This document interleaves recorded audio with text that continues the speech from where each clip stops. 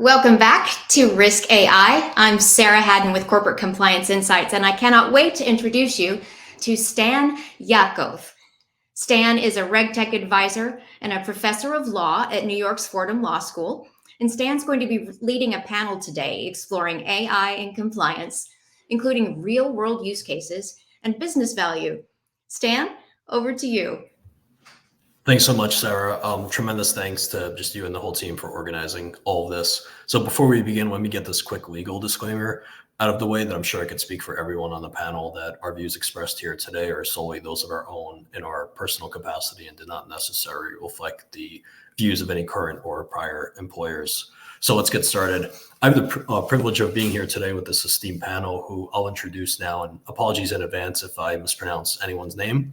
Meera Banerjee. So Meera is a forensics partner at PwC in the cyber risk and regulatory practice with really deep expertise in investigations, transforming compliance programs to be more effective and efficient, helping firms stay ahead of regulations, and just keeping them all out of trouble.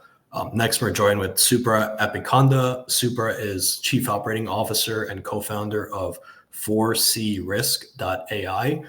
Very clever company name, Supra. So 4CRisk's.ai is a regulatory change management software that utilizes advanced tech to ensure firms can stay abreast of regulatory changes, which is particularly helpful timing given the Gensler SEC administration has spawned dozens of new transformational rules and rule changes. Lastly, we're joined with Grace Beason. Grace is Director of Governance, Risk, and Compliance at Guidewire, where she leads the GRC strategy, development, execution, and ongoing operations for technology services, go-to-market products, and corporate functions. As we also all learned a few minutes ago, Grace is an avid runner who seems to have collected every race medal there is. Although we like to say those medals are also for just AI award-winning technology too. So when we set the scene for all of us on the panel to provide their expertise on where firms may correctly see benefits from AI. So when I personally think about compliance, I view this as a very big engineering problem statement. And what I mean by that is organizations are required to abide by the applicable rules and regulations of the jurisdictions in which they operate. Now, in the tech-driven world we live in today, organizational operations inevitably involve the generation of data. From a compliance perspective, how can you prove that all of these operations and all of this data, so to speak, is in accordance with all of those rules and regulations? Making this problem statement even more difficult is the reality that these operations or this data have multiple dimensions. What I mean by that is, let's take number one, the velocity and speed at which information is generated.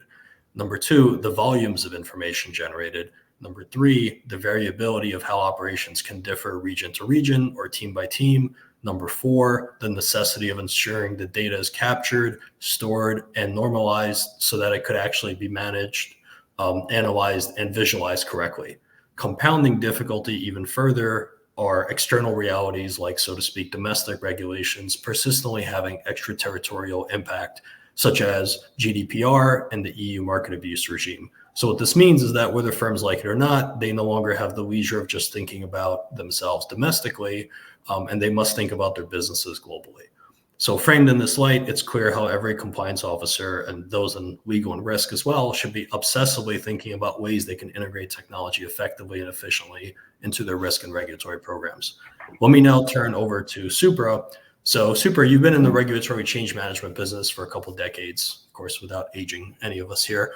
How disruptive do you see tech like AI in the compliance and risk domains? And please enlighten us and make us feel better, considering I started this panel off with this big problem. Yep, absolutely. Thanks, Stan, for the introductions. Impact of AI, actually, if you think about it, is a very interesting topic, especially during a time like this, when everybody is talking about large language model, small language models, chat GPT, and the so-called openness of OpenAI and so on, right? Clearly, artificial intelligence is bringing in a lot of changes. It's shaping our future in many ways in multiple industries, multiple domains and sectors. Risk and compliance is not an exception at all. The AI's ability to process large volumes of data in analyzing, interpreting, and identifying patterns has made it one of the core enablers for business growth, and that too at a rapid pace. Thanks to AI, we can now interpret unstructured content and data such as PDF documents, images, HTML documents within minutes actually, and identify actionable insights for our subject matter experts. Now, this is significant and specifically relevant for the risk and compliance domain because much of the data in risk and compliance domain remains unstructured. And subject matter experts spend a lot of time analyzing and interpreting such unstructured information. We have come a long way actually in AI, and we have done a lot of work in AI, but it's also important to note that we are still scratching the surface. In fact, the field of AI we use today is called weak AI, which means it is good at responding to tasks and actions. And there's a lot of research underway right now in other areas of AI called strong AI and super AI, which is to do with simulating human behavior in terms of being able to make decisions, right, and drive cognitive decisions. We are further away from that. This is far from reality, but that's going to come soon. At some point of time, it will become a reality for us. Within weak AI, if we were to narrow down to the techniques that are relevant for us, it's basically in the space of deep learning, natural language processing, and some common sense engineering that is relevant for risk and compliance domain as we enable those use cases. There are certain capabilities in AI that are more relevant for us. These are predictive AI capabilities, generative AI, and conversational AI. If you think about predictive AI, think about it as looking at volumes of data and analyzing that data to predict an event that can occur in future, right?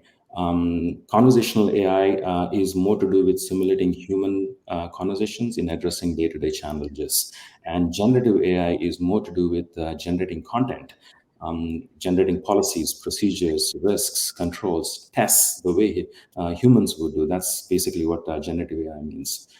We are seeing some interesting use cases and interesting areas evolve in the risk and compliance domain as we think about AI. We are assessing the design efficacy of internal control environment for organizations by assessing their obligations, be it external regulatory obligations or third-party obligations, compliance obligations, against their policies, procedures, risk, and controls to identify gaps and weaknesses and build out a traceability for them.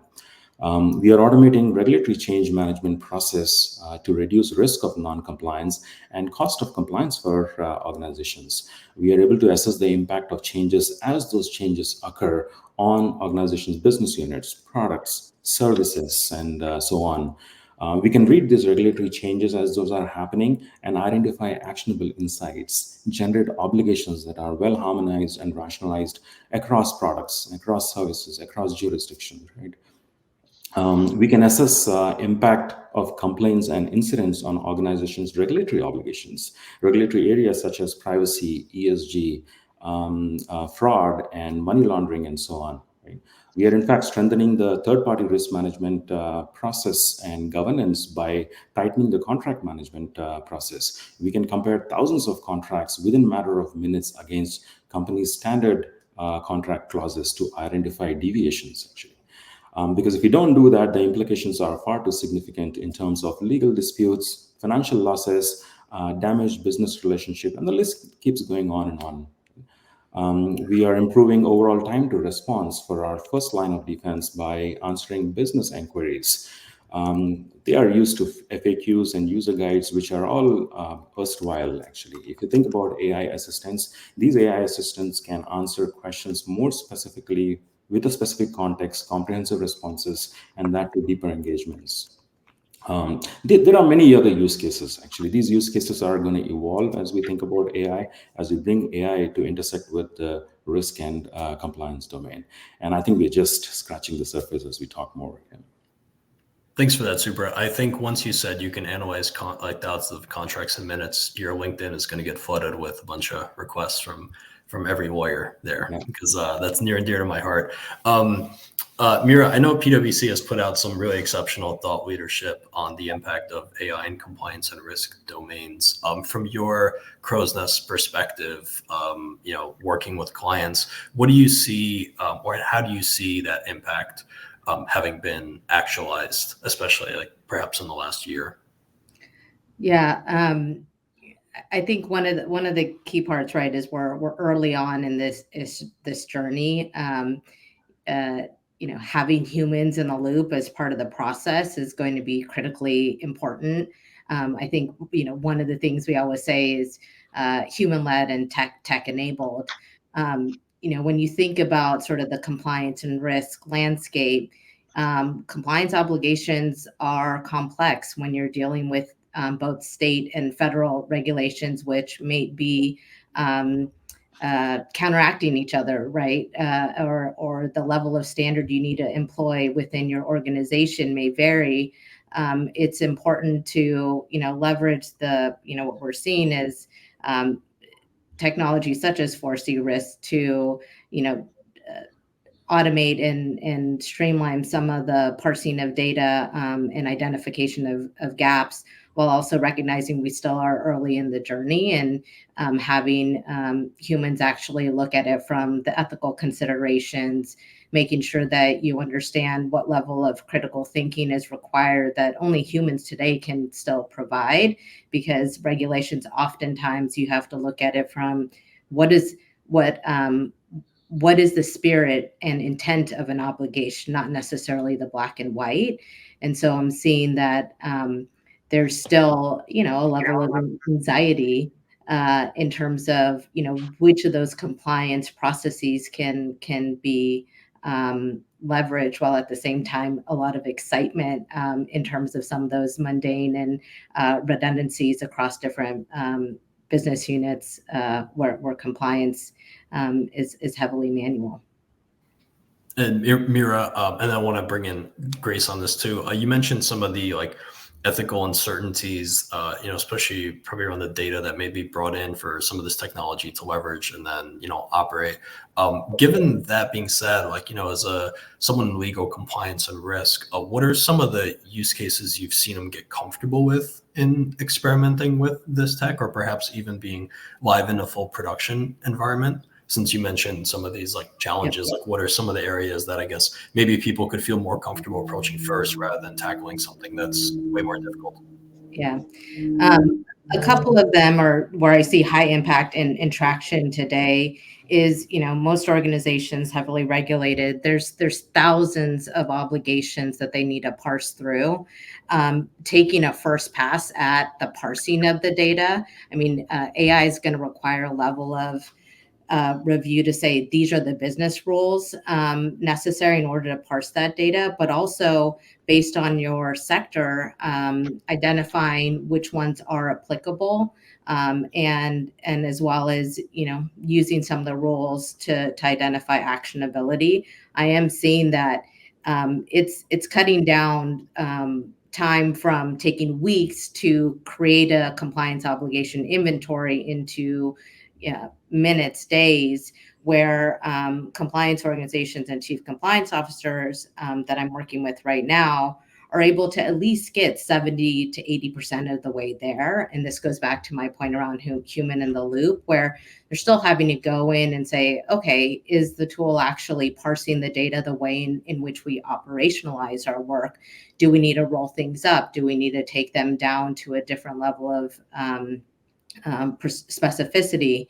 And the second piece, and I think Supra kind of hit upon this as a good use case, once an organization has their obligations and really what are the changes that are happening, being able to map them to the policies and procedures and identifying what those policy gaps are. I'm seeing a lot of traction there, where going through 200 policies, identifying whether or not a change is actually something that is being operationalized today versus is it truly a control gap? The AI technology is actually showing that where those gaps are, and even prescribing at least an initial draft of what the language could be, instead of starting from scratch. And that's driving efficiency. It's taking, your compliance professionals out from doing the mundane, repetitive tasks into more critical thinking of what are the places where we actually want to make interpretations and how we actually meet the spirit of certain obligations. Yeah, really interesting. I think the know your obligation like problem statement is definitely one that firms can experiment the easiest, because there's no consequence of getting it wrong. It's just like the more you could get right, the better it can make your life. Grace, I want to bring you in here. So as someone who's done everything from strategy to development to execution to go to market, and our go to market guru, if I can call you that, like what are some of the use cases you've seen clients deploy, or the problems clients are calling you with and say, Grace, please make my compliance life easier? Yeah, sure. So hitting a little bit on what Meera was saying around the compliance and looking at the multiple regulations that people need to comply in. The other thing that we're seeing them doing is using things like 4CRisk's for the AI mapping, and the regulatory mapping is and traceability is when you have established your controls and your policies and your procedures based on the frameworks that you're required to comply with. Well, that changes. So a couple of things change. One, most organizations, if not all, we're obligated to review our policies and procedures at least annually, if not living documents throughout the year. One of the things you want to be careful of is when you're in a multi-regulatory environment is that you make a change because, I don't know, maybe something for an operational purpose or some delivery purpose, you want to make a change, or because a new regulation comes in and you make a change. What we want to do is a couple of things. One, you want to make sure you don't drift from compliance with your existing. So you make a change because, I don't know, PCI 4.0 is coming out, and then all of a sudden you're out of compliance with some other regulation that you were previously in compliance with. So that's one use case that I've seen. The other one is as you do your ongoing reviews and your annual updates, making sure that you're running them through something like what Supra's team has, and looking at that for overall drift. Looking at where we have new customer base or new environments, new regulatory or regional environments. And so as we go into new, as we're expanding in these larger companies that are expanding across the globe, we get into a new either industry vertical or a regional area where there's new regulations. And you very often, at least my teams have in the past, and I know some of my customers in the past, very quickly, very urgently, you'd be asked the very last minute before they're ready to sign a contract is, oh, the customer wants to know if we're compliant with this weird new regulation that nobody knows about. And then you put your people on and they run it through, and it might take your compliance folks, your legal folks, and it might take them a day or two. With AI and MML, you can run that through in minutes. So we're doing massive speed. So it helps with our contractual engagements as well.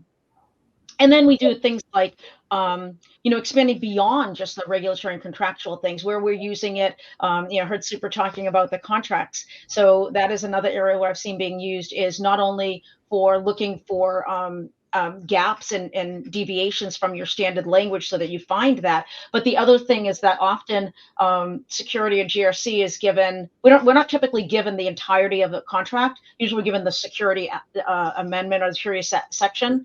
And then we find out 6-9 a year later that there's something that somebody agreed to way in some other section of like delivery that has some contractual or some regulatory impact that nobody realized. And we didn't read it because it wasn't the section we were given to. So using things like the parsing of data and the pulling apart of that information that 4CRisk's can do, we're actually looking for information that might impact our compliance somewhere else, and that might be somewhere that somebody's agreed to that we didn't know about. And then finally, the other things that we're looking at is looking at, Supra was talking a little bit about unstructured data. And so, we use that in a lot of different ways. But one of the ways is we look at things like, we historically have done things like third-party assessments. A lot of times those are done with paper documents, assessments, Word documents. Maybe they're in a GRC platform that has some metadata fields, but often it's some data that's not consumable and you can't analyze it. And you can't compare one vendor against the other, or even compare that data for different purposes. We have PowerPoint presentations that we do and PDFs. And so, and one of the things we're partnering with 4CRisk's, for example, on is parsing that data into a CSV or something that's more consumable. And then we're running it into a quantitative risk management method that we're employing that allows us to consume the bits and pieces of all of the information that we do on our vendors in segregated little buckets and bring it together to create intelligence and a more global, holistic picture of our vendors, so that we can do a more thorough risk assessment and risk scoring of our vendors.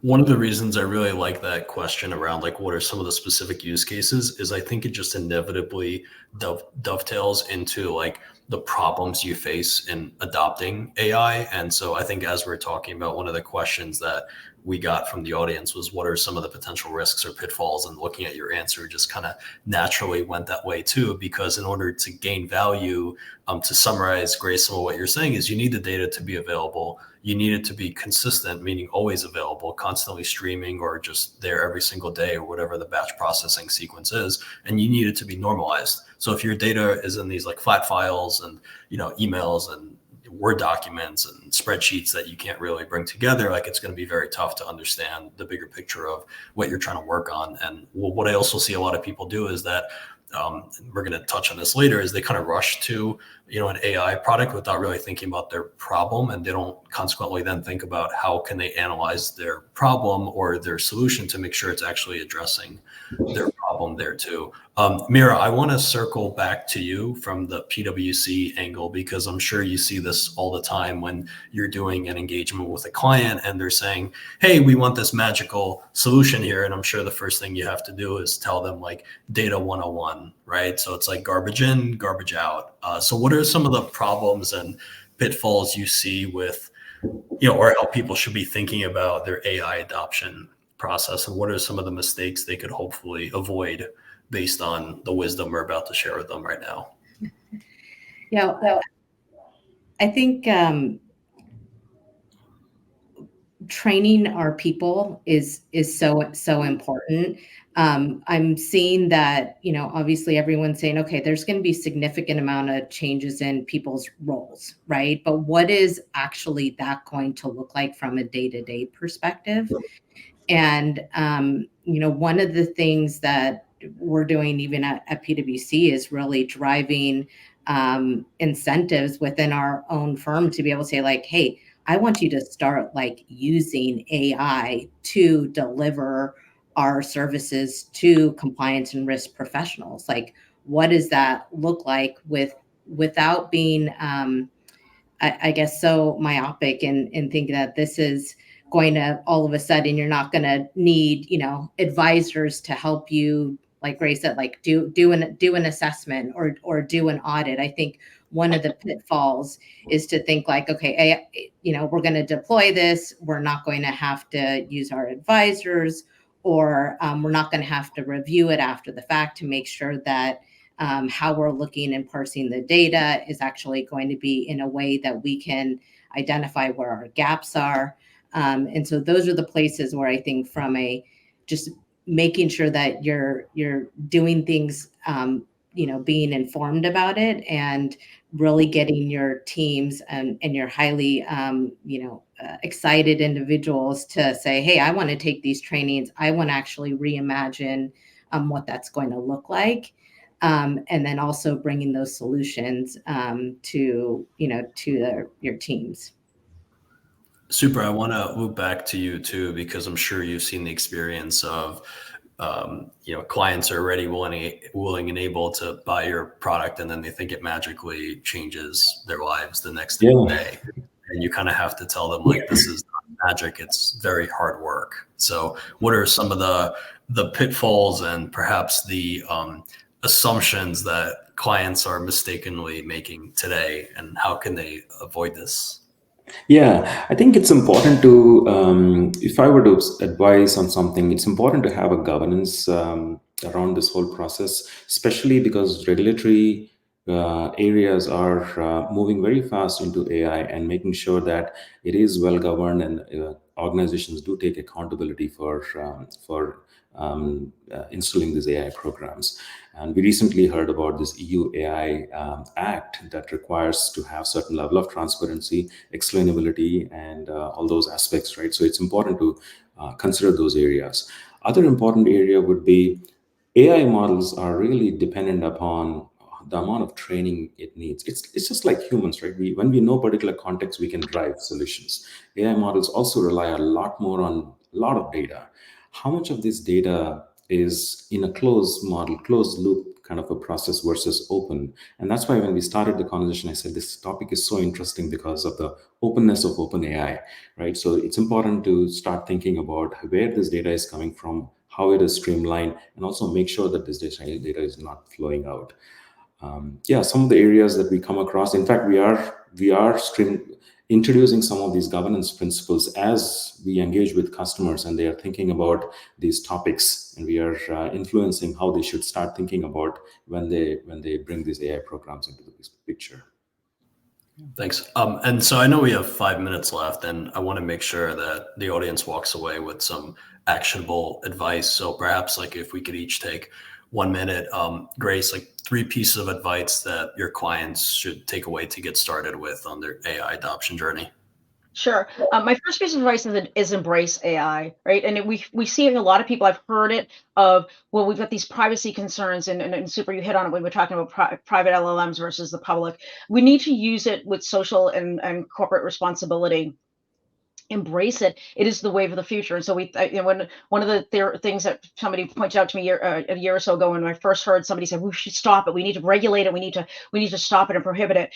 And somebody pointed out, like, well, we had the abacus, and then we had the calculator, and then we had computers, and now we have AI. And it's just part of our future. And so if we embrace it and use it responsibly, don't put things out there. If you wouldn't put something on social media, then don't put it in a public LLM. But you can use private LLMs or private AI where you can contain that and use it to your benefit. So that's my biggest takeaway that I can say to people is embrace it. It is how we are going to be able to scale and intelligence. Meera, if I could turn it over to you. So we heard embrace it from AI. Are we double downing on that, or do you have a different opinion?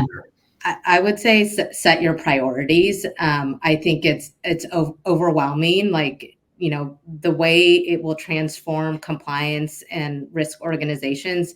I mean, I don't even think today we can imagine what that's going to look like, but consider, adopting a level of a methodology where you can identify, valuable, high value compliance processes, which are the ones actually take the most amount of time and manual effort.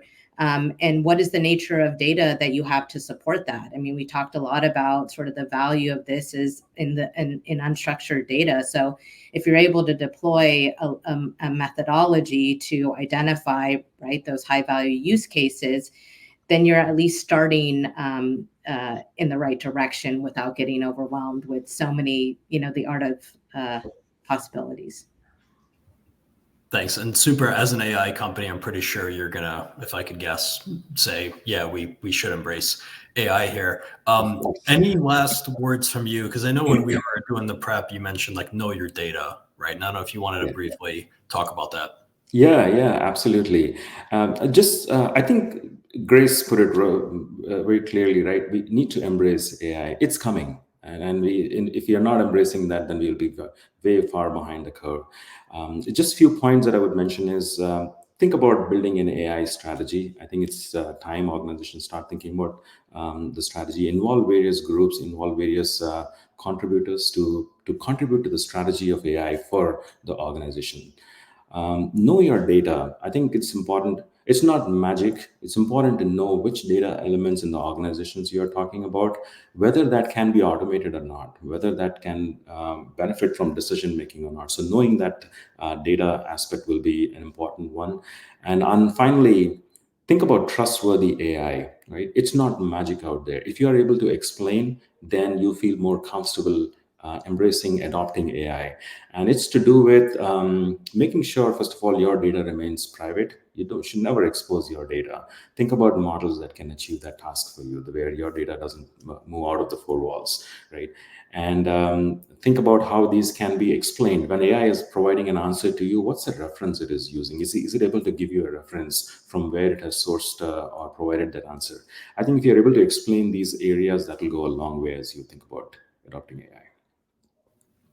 Perfect. Thanks so much for that. I would say, in summary of all this, the compliance officer in me is feeling a lot more alleviated and just, capable of managing all this regulatory change. Thanks to all of you. So really appreciate all of the time, and thank you again to Sarah and the team for giving us the opportunity, to speak to everyone on this topic. It's been a true pleasure. Absolutely. Thanks, everyone.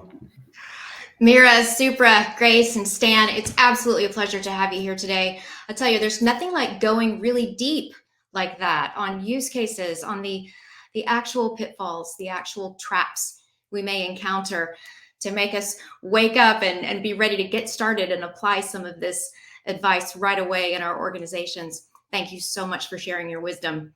And thank you to our listeners and our viewers for the wonderful questions that you posted today. And I thank you in advance for observing the sponsor names to the right on your screen.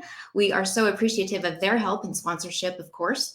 Let me urge you to get a good night's sleep. Get ready to join us again tomorrow. We have another full day of thought leadership on this topic. And also a reminder, you heard a lot of information today. You saw some fabulous slides and infographics. I know you're going to want to study that material. Remember to return to the website, the GRC World Forum's website, on Friday, because all of the on-demand recordings of the sessions will be available for you then. And while you're there, that's your chance to bring your calendar out and make sure that you are signed up for some things that are on the horizon. We have another global live stream coming up on May the 9th. This one is the Risk AI EU Act. Be sure and catch that one. And if you're traveling, join us for GRC Connect. We have 2 in-person events in the United States this spring coming up. It's right around the corner. Chicago is April the 16th and 17th, and Atlanta is May the 22nd and 23rd. You can find the button on your screen right now, click and register for your ticket, or visit the website when you're downloading your slides. Thank you so much again for joining us today. We can't wait to see you tomorrow.